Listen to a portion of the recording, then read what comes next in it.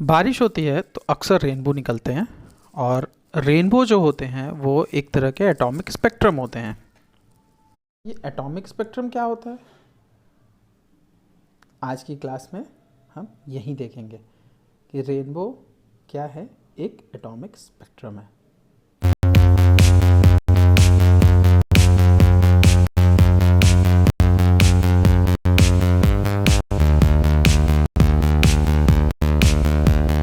चलो रेनबो के बारे में पढ़ते हैं। ठीक है, मैंने आपको बताया रेनबो एक स्पेक्ट्रा है। आखिर वो स्पेक्ट्रा है क्या और स्पेक्ट्रा को समझेंगे कैसे, तो चलो थोड़ा डिटेल में देखते हैं। सपोज करो मैंने आपको एक वाइट लाइट दी। वाइट लाइट मतलब कोई कलर वाइट लाइट नहीं है। वाइट लाइट का मतलब वो नॉर्मल लाइट जो आपके पास सन से आती है या ट्यूबलाइट से आती है। ठीक है, इस लाइट को हमने पास कराया एक प्रिज्म से। प्रिज्म जिसके बारे में आप सभी लोग पहले से ही जानते हैं। ठीक है, या कभी कभी एक डिफ्रैक्शन ग्रेटिंग भी आती है जो कि पतली शीट की तरह होती है। जैसे बचपन में आप लोगों ने स्केल्स में जो प्लास्टिक की वाइट कलर की स्केल्स आती थी उससे आप लोगों ने लाइट को पास कराया होगा और देखा होगा कि पीछे रेनबो जैसा कलरेशन बनता है। ठीक है, चलो तो अगर एक इमेज का ओवरले बनता है, एक कास्ट होती है इमेज जिसमें विबग्योर जैसा कुछ फॉर्मेशन हो रहा है, तो सिंपल सी बात है कि डिफ्रैक्शन होने के बाद जिस इमेज का फॉर्मेशन हो रहा है किसी भी स्क्रीन पे, उसी इमेज को हम क्या बोलते हैं, स्पेक्ट्रम बोलते हैं। आई होप अब आप समझ गए होंगे कि स्पेक्ट्रम होता क्या है। चलो इसके आगे पढ़ते हैं। हमने कहा कि अगर व्हाइट लाइट पास करेगी किसी भी स्पेक्ट्रम से, अगर व्हाइट लाइट किसी भी स्पेक्ट्रम से पास करती है तो सिंपल सी बात है कि व्हाइट लाइट स्पेक्ट्रम से पास करने पे डिफ्रैक्ट करेगी। अब मेरा क्वेश्चन ये है कि अगर डिफ्रैक्शन में ढेर सारे कलर्स हैं, जैसा कि मैंने बोला आपको रेड कलर का भी ऑप्शन मिलेगा, आपको वॉयलेट कलर का भी ऑप्शन मिलेगा, तो याद रखिएगा जिसकी वेवलेंथ सबसे ज्यादा होगी उसमें डिफ्रैक्शन सबसे कम होगा, उसका डिफ्लेक्शन सबसे कम आएगा। दैट मीन्स कि जो ऑर्डर होगा वो कुछ ऐसा होगा। ठीक है, यानी higher is the wavelength lesser is the diffraction. इस पॉइंट को नोट कर लीजिए कि higher is the wavelength lesser is the diffraction, higher is the wavelength lesser is the diffraction when white light passes through the prism, when white light passes through the prism। ठीक है, इसके लिए मैं आपको एक इमेज भी दूंगा, वो इमेज अभी आपको यहां पे शो होगी। आप देखिए कि स्पेक्ट्रम होता क्या है, आपको खुद आइडिया लग जाएगा। ठीक है, ओके चलो अब इसके आगे देखते हैं। अगर हम रेड और वॉयलेट में कंपैरिजन कर रहे हैं तो रेड का डिफ्लेक्शन सबसे कम हो रहा है, वॉयलेट का डिफ्लेक्शन सबसे ज्यादा हो रहा है। इसका सिंपल सा मतलब यह है कि रेड की वेवलेंथ क्या है, मैक्सिमम है, और वॉयलेट की वेवलेंथ क्या है, मिनिमम है। Have you got this? Okay चलो, तो इसके बाद हमारे पास एक और क्वेश्चन आता है कि अब स्पेक्ट्रम कितने तरह के बन सकते हैं। स्पेक्ट्रम दो तरह के होते हैं। कितने तरह के? दो तरह के। Again I am repeating. तो उसको समझाने के लिए मैं यहां से इसको मिटा देता हूं और मैं स्पेक्ट्रम के टाइप्स लिखता हूं। अगर मैं स्पेक्ट्रम के टाइप्स लिखता हूं तो स्पेक्ट्रम के टाइप्स कितने तरह के हैं? स्पेक्ट्रम के टाइप दो तरह के। पहला जो है उसको हम लोग बोलते हैं एमिशन स्पेक्ट्रम और दूसरा जो है उसको हम लोग बोलते हैं एब्जॉर्प्शन स्पेक्ट्रम। अब क्वेश्चन ये उठता है कि एमिशन स्पेक्ट्रम का मतलब क्या है। तो पहले ये जानिए कि एमिशन स्पेक्ट्रम दो तरह के होते हैं। पहला होता है कंटिन्यूअस, दूसरा होता है डिसकंटिन्यूअस। चलो शायद ऐसे ना समझ में आए, ये देखो वीडियो। इस वीडियो को देख के तुमको ये समझ में आ जाएगा कि कंटिन्यूअस और डिसकंटिन्यूअस में क्या डिफरेंस होता है। यहां पे जो वीडियो चल रहा है वो डिसकंटिन्यूअस का वीडियो नहीं है, वो कंटिन्यूअस का वीडियो है, जैसा कि रेनबो में होता है। देखो क्या वो कलरेशन, वो डिफ्रैक्शन बिल्कुल रेनबो जैसा नहीं है। ठीक है, इस वीडियो को देखने के बाद आपको समझ में आ गया होगा कि कंटिन्यूअस स्पेक्ट्रम क्या होता है। ठीक है, दैट मीन्स कंटिन्यूअस स्पेक्ट्रम के हम बारे में लिख सकते हैं कि the image casted over the screen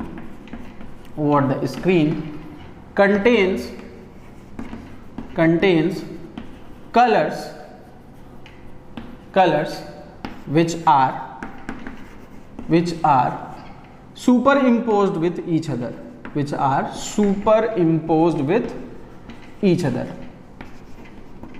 अब इसका मतलब क्या है सुपरइम्पोज्ड का मतलब?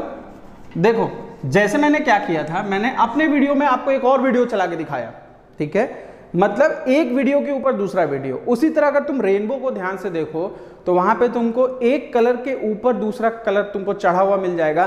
कभी तुम ये नहीं बोल सकते कि लाल कलर यहाँ पे खत्म हो गया और वायलेट यहाँ पे शुरू हो गया, या पर्पल यहाँ पे शुरू हो गया, या ऑरेंज यहाँ पे शुरू हो गया। सभी कलर आपस में क्या होते हैं? मैच्ड अप होते हैं, मिक्स्ड अप होते हैं, आप इनको डिफ्रेंशिएट नहीं कर सकते, ठीक है।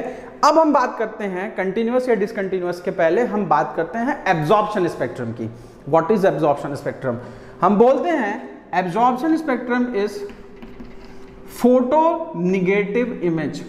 याद करिए बहुत पहले रोल वाले कैमरे होते थे जिसमें आप क्या करते थे? फोटो लेते थे, फिर उसकी इमेज को क्या करते थे? नेगेटिव की तरह डेवलप करते थे। ये इसकी फोटो निगेटिव इमेज है। जो स्पेक्ट्रम आपको एमिशन में मिलता है उसी का फोटो निगेटिव क्या मिलता है? एब्जॉर्प्शन में मिलता है। Photo negative image of emission spectrum. अब इसको समझते हैं कि आखिर ये मिलता कैसे है, ठीक है। तो इसको समझने के लिए हम क्या करेंगे? इसको समझने के लिए हम एक और वीडियो देखते हैं। पहले इस वीडियो को देख लो, इस वीडियो को समझ लो कि इस वीडियो में आखिर हो क्या रहा है। फिर मैं इस वीडियो के बारे में एक्सप्लेन करता हूं कि आखिर इस वीडियो में ऐसा क्या हुआ जो कि इसको एब्जॉर्प्शन स्पेक्ट्रम बना रहा है और पीछे वाले स्पेक्ट्रम से क्या है, ये बिल्कुल अलग है। अगर इस वीडियो में तुम देखोगे तो तुमको ये समझ में आएगा कि यहाँ पे सोडियम को बंजन बर्नर में जलाया गया है, जिससे सोडियम जिन स्पेक्ट्रा को, जिन वेवलेंथ को क्या कर रहा है? एब्जॉर्ब कर रहा है। वो स्पेक्ट्रा तुमको अपने इमेज में, अपने स्पेक्ट्रम में जो स्क्रीन पे बन रहा है वहां पे नहीं मिलेगा, ठीक है। तो चलो इसको समझते हैं, इसको देखते हैं कि आखिर एब्जॉर्प्शन स्पेक्ट्रा में ऐसा क्या हुआ। तो जो वीडियो अभी हम लोगों ने देखा उसी वीडियो को हम क्या करते हैं? हम एक्सप्लेनेशन के थ्रू समझते हैं। हम उसको ये देखते हैं कि उसका एक्सप्लेनेशन क्या है। देखो अगर तुमको मैं एक बंजन बर्नर दे दूं और इसमें मैं सोडियम गिरा दूं, ठीक है, यहां से क्या होगी? लाइट निकल रही है, यहां से कंटिन्यूअस लाइट जा रही है। अब लाइट जो पास होके जा रही है वो मान लो मैंने प्रिज्म से पास कराई, और प्रिज्म से पास कराने के बाद मैंने इसकी क्या करी? डिफ्रैक्शन ग्रेटिंग करवाई और मैंने इसको इमेज कास्ट कर दिया। किस पे? स्क्रीन पे कास्ट कर दिया। अब मुझे एक सिंपल से क्वेश्चन का जवाब दो, यहां पे भी तुमको विबग्योर मिलेगा, सिंपल सी बात है, violet, indigo, blue, green, yellow, orange, red. लेकिन मैं ये कहता हूं कि सोडियम जब लाइट को इंटरप्ट कर रहा था तो सोडियम येलो रीजन के कुछ हिस्से को एब्जॉर्ब कर ले रहा था। तो अगर हम वीडियो को फिर से चला के देखें, वापस वीडियो में जाके देखें, तो वहां तुमको नजर आया होगा कि जो कंटिन्यूअस कलर्स थे, जो कंटिन्यूअस कलर बैंड्स थे, उसके बीच बीच में तुमको कहीं कहीं पे एक काली लाइन नजर आ रही थी, ब्लैक डॉट रीजन नजर आ रहा था जहां पे कोई कलर नहीं था। उस वीडियो को फिर से देखो चला के, इस वीडियो को रिवाइंड करो और जो वीडियो मैंने इनले में डाला था उसको फिर से चला के देखो, तुमको ये दिखाई पड़ेगा कि वहां पे आपको बीच बीच में एक ब्लैक लाइंस नजर आ रही थी। ये ब्लैक लाइन इंडिकेट कर रही है कि सोडियम जो बंजन बर्नर में जल रहा है उसने उस रीजन ऑफ लाइट को क्या कर लिया है? एब्जॉर्ब कर लिया है। अब चलो कंपैरिजन करते हैं एमिशन स्पेक्ट्रम और एब्जॉर्प्शन स्पेक्ट्रम में, और देन उसके बाद हम ये समझते हैं कि कितने टाइप के एमिशन स्पेक्ट्रम होते हैं। चलो अब हम लोग डिफरेंस देखते हैं कि एमिशन स्पेक्ट्रम और एब्जॉर्प्शन स्पेक्ट्रम में क्या डिफरेंस है। तो हम ये बोलते हैं कि एमिशन स्पेक्ट्रम जो है it will give bright lines on dark screen, और अगर हम इसकी बात करें तो हम कहेंगे it will give it will give dark lines on bright screen। मतलब डिफरेंस क्या है दोनों का डिफरेंस समझते हैं। देखो एमिशन स्पेक्ट्रम में क्या है कि अगर हम लाइट को डिफ्रैक्शन ग्रेटिंग से पास कराते हैं या प्रिज्म से पास कराते हैं तो वो ब्लैक बैकग्राउंड पे चमकते हुए स्पेक्ट्रम देगा जैसे रेनबो होते हैं, ठीक है। लेकिन अगर उसी जगह हम एब्जॉर्प्शन स्पेक्ट्रम की बात करें तो उसमें क्या होगा कि आपको ढेर सारी डार्क लाइंस मिलेंगी, आपको ढेर सारे डार्क जोन्स मिलेंगे, कलर्ड हिस्सा बहुत कम होगा वहां पे, या कहना चाहिए मिलेगा ही नहीं। अब डिफरेंस क्या है दोनों में और ऐसा होता क्यों है इसको समझने की कोशिश करते हैं। देखो ये पहला पॉइंट था डिफरेंस का। सेकंड पॉइंट क्या है, this spectrum is obtained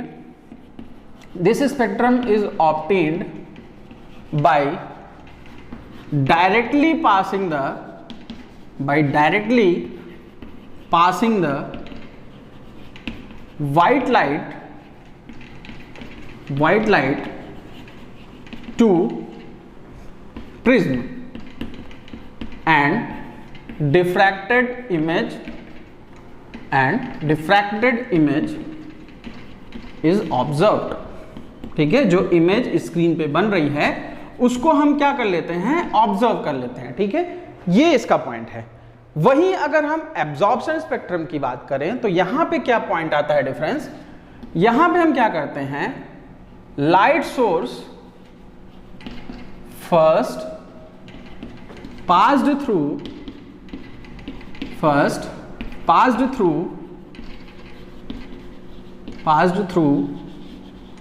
the object and then passed through prism। ठीक है, तो अब दोनों के बीच के डिफरेंस को समझो। यहां पे क्या हुआ था, जो भी व्हाइट लाइट का सोर्स था उसको डायरेक्ट प्रिज्म पे क्या कराया गया, डिफ्रैक्ट कराया गया, उससे जो इमेज मिली स्क्रीन पे उसको हमने कास्ट किया और उसको हमने क्या बोला, that is emission spectrum. Okay, अगर हम एब्जॉर्प्शन स्पेक्ट्रम की बात करें तो लाइट को पहले हम लोगों ने किसी ऑब्जेक्ट पे डाला, जैसे हमने बर्निंग सोडियम पे डाल रखा था। बंजन बर्नर में जो हम सोडियम की वेपर बना रहे थे, बंजन बर्नर में सोडियम को जलाने का ये मतलब नहीं था कि सोडियम को जला के हम खत्म कर रहे थे, हम सोडियम की वेपर्स को तैयार कर रहे थे ताकि हम उसको गैस फेज में डाल सके। जब हम उसको गैस फेज में डाल रहे थे और लाइट जो है वो सोडियम को क्रॉस करके जा रही थी, तो सोडियम उस लाइट के कुछ पोर्शन को एब्जॉर्ब कर ले रहा था, बाकी पोर्शन कंटिन्यूअसली पास होकर चला जा रहा था। तो इस वजह से जो डिफ्रैक्शन ग्रेटिंग जो पास करके लाइट जा रही थी उसमें येलो रीजन का कुछ हिस्सा मिसिंग था। जो व्हाइट लाइट डिफ्रैक्ट, ध्यान से सुनिएगा, मैं फिर से रिपीट कर रहा हूं, जो व्हाइट लाइट एब्जॉर्प्शन स्पेक्ट्रम में पास होके जा रही है, सोडियम ने उसमें से येलो रीजन का कुछ हिस्सा अपने पास रख लिया है। तो अगर आप 1 से लेके 100 तक की सीरीज लेके अपने नानी के घर जाते हैं और उसमें से नंबर 5 और नंबर 7 में रख लेता हूं, तो आपके हिसाब से आपके पास पूरा 100 है, लेकिन उस पूरी सीरीज में 5 और 7 मिसिंग होंगे कि नहीं होंगे? ऑफ कोर्स होंगे। वही काम एब्जॉर्प्शन स्पेक्ट्रम में होता है। सोडियम येलो रीजन की जिस लाइट को एब्जॉर्ब करता है वो लाइट वहां पे नजर नहीं आती है, नहीं समझ में आता, तो एब्जॉर्प्शन स्पेक्ट्रम के इंट्रोडक्शन पे जाओ, वहां पे जो वीडियो मैंने साइड में इनले किया है उस वीडियो को देखो, वहां पे तुमको समझ में आएगा कि एक्चुअली एब्जॉर्प्शन स्पेक्ट्रम में क्या हुआ था। तो अब हम लोग जाएंगे difference between absorption and emission के बाद टाइप्स ऑफ एमिशन स्पेक्ट्रम पे, कि एमिशन स्पेक्ट्रम कितने टाइप के होते हैं। चलो तो अब ये भी देख लेते हैं कि एमिशन स्पेक्ट्रम कितने टाइप्स के होते हैं। Emission spectrum are basically of 2 types. पहला जो हम लोगों ने पढ़ा था बेटा, दैट इज कंटिन्यूअस, और दूसरा जो पढ़ा था वो था डिसकंटिन्यूअस। एक बार फिर से मैं आपके रेफरेंस के लिए यहां पे वीडियो को इनले कर रहा हूं। आप देखिए कि कंटिन्यूअस और डिसकंटिन्यूअस में क्या डिफरेंस है। पहले जो वीडियो आएगा दैट इज कंटिन्यूअस, और कंटिन्यूअस खत्म होने के बाद जो वीडियो आएगा दैट इज डिसकंटिन्यूअस। तो पहले कंटिन्यूअस को डिस्कस करते हैं। If rainbow like spectrum is obtained, if rainbow like spectrum is obtained when white light is passed through prism. When white light is passed through prism. तो ये जो spectrum होगा इसको हम लोग क्या बोलेंगे, कंटिन्यूअस स्पेक्ट्रम, जैसा कि अभी आपने वीडियो में देखा। नेक्स्ट वीडियो जो हम डिसकंटिन्यूअस स्पेक्ट्रम के लिए अब देख रहे हैं उसमें हमको ये दिखाई पड़ेगा कि एक सोर्स है जिसमें हाइड्रोजन गैस या कोई भी एक गैस भरी हुई है और उस सोर्स से निकलने वाली लाइट को हमने डिफ्रैक्शन ग्रेटिंग से क्या कराया है, पास कराया है या प्रिज्म से पास कराया है। उसके बाद क्या हो रहा है, उसमें भी कलर्स मिल रहे हैं लेकिन वो कलर्स कंटिन्यूअस नहीं हैं, वो लाइंस के फॉर्मेट में हैं। आप अगर ध्यान से वीडियो को देखो तो वहां पे आपको समझ में आएगा कि जो भी रेटिंग्स हैं, ग्रेटिंग्स हैं, वो क्या है, लाइंस के फॉर्मेट में हैं। और ये क्या होता है कि when an atom in its excited state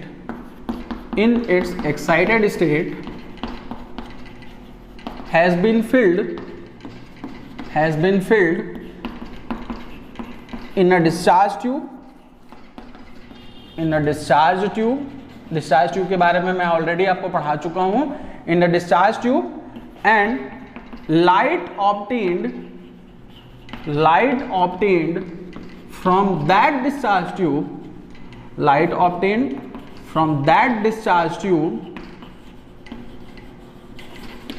is passed through prism. Discontinuous spectrum को हम लोग लाइन स्पेक्ट्रम भी बोलते हैं। क्या नाम देते हैं बेटा, लाइन स्पेक्ट्रम। ऐसा इसलिए क्योंकि यहां जो स्पेक्ट्रम बनता है वो किसकी तरह बनता है, लाइंस की तरह बनता है। जैसे अगर हाइड्रोजन को हम किसी भी डिस्चार्ज ट्यूब में एक्साइट करके भर दें तो उससे जो लाइट निकलेगी वो ब्लूइश रेडिश टिंचर की होगी, मतलब ब्लू कलर की लाइट होगी जिसका रेडिश टिंचर होगा। और उससे निकलने वाली लाइट को आप किसी प्रिज्म से पास करें तो आपको ये नजर आएगा, जैसा कि मैंने वीडियो में भी दिखाया था, कि आपको कंटिन्यूअस बैंड ऑफ कलर नहीं मिलेगा जैसा रेनबो में मिला था। यहाँ पे आपको लाइंस के फॉर्मेट में नजर आएंगे कलर, आपको बीच में सारा लाइन क्लियर क्या होगा, बिल्कुल गायब होगा और वहां पे आपको कुछ लाइंस नजर आएंगी। इसीलिए इस स्पेक्ट्रम को क्या बोलते हैं, लाइन स्पेक्ट्रम बोलते हैं। And most important thing, line spectrum is like DNA fingerprinting of atom, क्यों मैंने ऐसा बोला, क्योंकि अगर आप दो पर्सन्स के डीएनए को आपस में मिलाएं तो क्या दो पर्सन के डीएनए कभी सेम हो सकते हैं, कभी नहीं सेम हो सकते। इवन ट्विन्स ब्रदर के भी नहीं होते हैं। सेम उसी तरह सेम फैमिली के दो मेटल्स के भी लाइन स्पेक्ट्रम बिल्कुल सेम हो ये पॉसिबल नहीं है। तो अगर सपोज करिए कि कोई एस्टेरॉयड धरती पे टकराता है और धरती पे टकराने के बाद हमारे पास ट्रेसेस ऑफ एलिमेंट है, तो उस एलिमेंट को अगर हमें सर्च आउट करना है, फाइंड आउट करना है, तो हम क्या करेंगे, हम उस एलिमेंट को गैसेस स्टेट में डालेंगे, डिस्चार्ज ट्यूब में भरेंगे और उसके बाद उसकी लाइट को प्रिज्म से पास कराएंगे। जिस एलिमेंट से वो मैच करेगा उसी एलिमेंट का क्या है, वो भाई है। दैट मीन्स हमको केमिकल रिएक्शंस कराने की जरूरत नहीं है। Without doing any chemical reaction हम ये पहचान सकते हैं कि आने वाले एस्टेरॉयड में कौन कौन से एलिमेंट छुपे हुए थे। इसीलिए ये टेक्निक आज भी बहुत ज़्यादा यूजफुल है। Okay, have you got it? तो ये था स्पेक्ट्रम का पूरा स्टोरी। मुझे लग रहा है कि शायद आप लोगों ने इसे एंजॉय किया होगा। अगर आपको वीडियो अच्छा लगता है तो लाइक, सब्सक्राइब और कमेंट करना मत भूलिएगा।